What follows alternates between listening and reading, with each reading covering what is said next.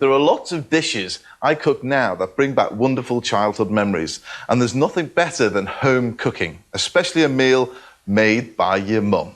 Is there, Tom? Nothing better than one done by your mum, no. The thing is, though, when you look back on cooking that your mum made, I look back very fondly, but in fact, I was up there probably about a month ago, and she made me these little ginger biscuit things. They don't look, you know, Michelin star, they don't look like something I'd produce now, but they just tasted so good. It's all about flavour, though, isn't it? Food, for me, it's what it tastes like is the most important thing. It doesn't matter, it can look as flash as all you like, but if it tastes rubbish, there's no point in eating it. I couldn't agree more. Now, you've got some ingredients here that I know what this is going to be. Yeah. And I love this. Yeah. This is an absolute classic, made well.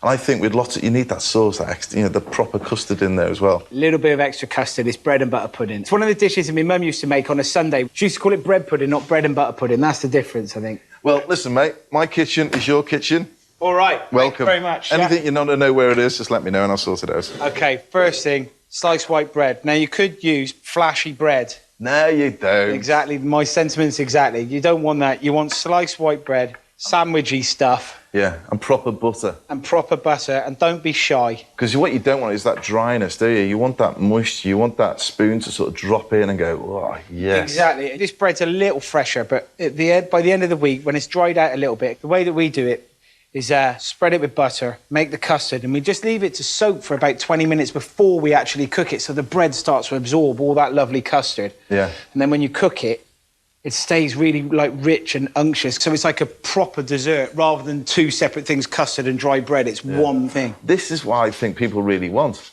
Yeah, it's proper homely food. It's stuff that people understand.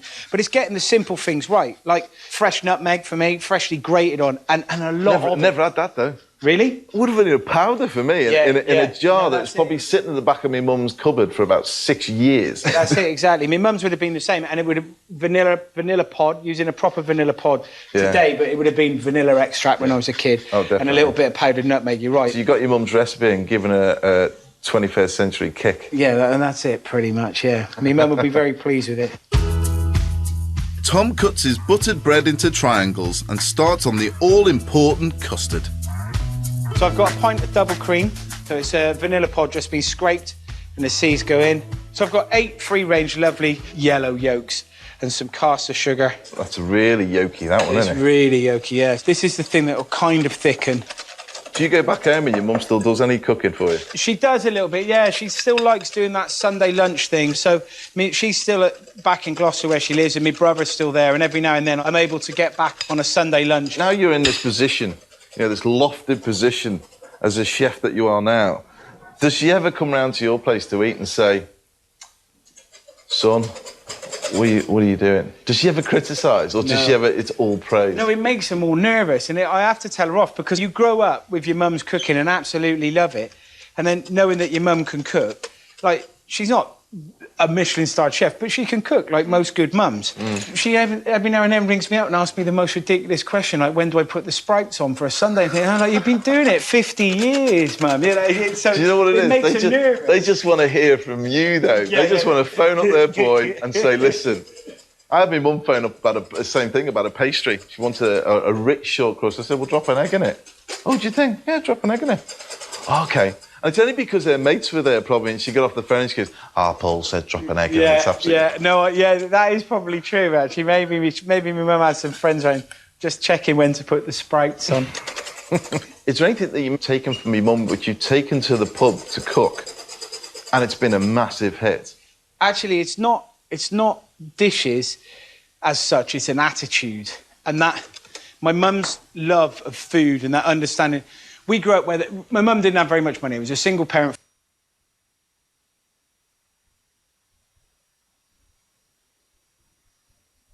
family, but when my mum cooked, she cooked properly. So whether it was a stew or spaghetti bolognese or whatever else, that attitude to food being true and lovely and flavoursome rather than the cheap option and going down frozen packets or whatever else. Yeah. I mean, that attitude to food is one that has definitely been installed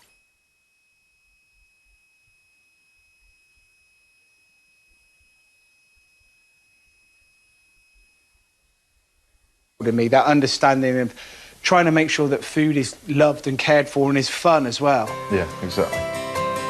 When the double cream comes to the boil, Tom pours it onto the eggs and sugar and whisks thoroughly before passing through a sieve. Right, so I've got here a lined oven-proof tray, and I'm just going to pour a little bit of the custard into the bottom of it. Yeah. And then a sprinkle of raisins. And you can see that custard's already beginning to thicken. Yeah, I know. Just from the temperature. I like it you're putting the raisins at the bottom as well. Yeah, well, I think a lot of people put the bread at the bottom and then pour the custard, and then it doesn't always settle, it doesn't always sit. So this way, we're just going to put the bread on top, and you can enjoy getting your fingers messy in this one. Tom layers the buttered bread into the tray before pouring on another layer of creamy custard. And you can see the bread start to absorb all the custard and go all nice and soft. And then some more raisins, and then just don't be scared. Push it in. That's critical to me. I've seen so many bread and butter puddings where it's just not hit and it's still dry, it's almost toast. Yeah, there'd be nothing worse, would there, than taking a spoonful of it and getting a little bit of dry bread. Yeah. That's not bread pudding, is it? No, definitely not. Tom then repeats the process one more time before leaving it to sit for 20 minutes so the bread can absorb all that lovely custard. He then bakes it at 130 degrees for 25 to 30 minutes until the custard is set. And this one has just been cooked. Whoa. You see, it's just set up. There's a bit of runny custard underneath. Nothing wrong with that. The bread has just absorbed all that custard flavour. I'm going to give it a sprinkling demerara sugar. You love food, don't you? Well,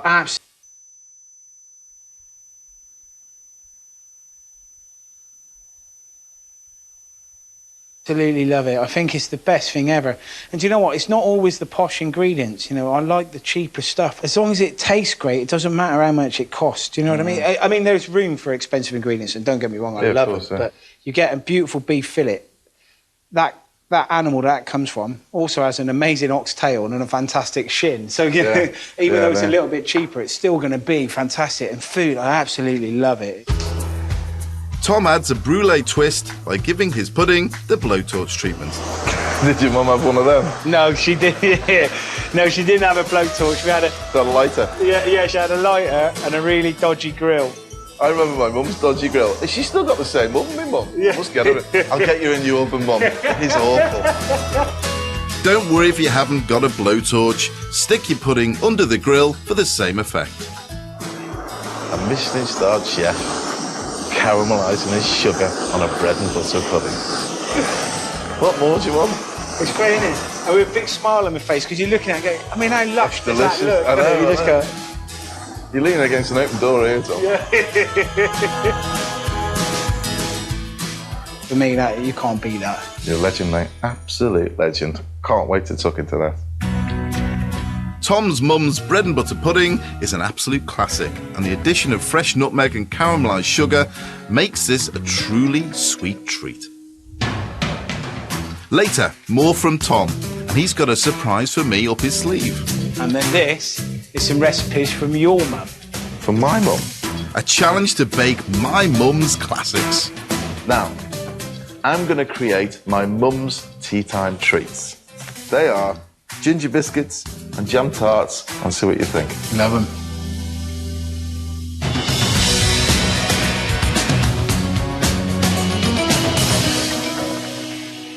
Every now and then, I like to recreate an old classic. Maybe it's because I'm a bit of an old classic myself. My next recipe includes an ingredient that was common in medieval times, but it's making a comeback. My next recipe is a pie using one of those legendary food combinations, pork and apple. But I want to add something different to give it an extra punch. I've been told of a magical medieval ingredient that fits the bill, and there are just a few people who still make it. This is Richard Purton, one of the very few producers in Britain making this unusual ingredient that's got so many chefs excited. So what exactly is it? Bear jus is the juice of any unripe